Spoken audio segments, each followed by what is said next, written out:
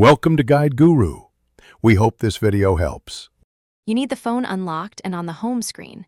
Open Settings now and scroll to Battery.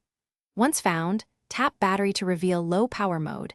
This is the single control that reduces performance and limits background activity. You're starting the process by locating the exact toggle. Make sure Wi-Fi or cellular is stable, because apps may restart when the mode changes. If you use focus modes or shortcuts, note they can re-enable power saving. Keep that in mind before proceeding. Now tap the low power mode switch so it flips to off. Gray means disabled. Once done, the system will restore CPU speed, background fetch, and push mail frequency. You'll notice performance and animations returning to normal. If the toggle is missing, open Control Center or search settings for low power mode.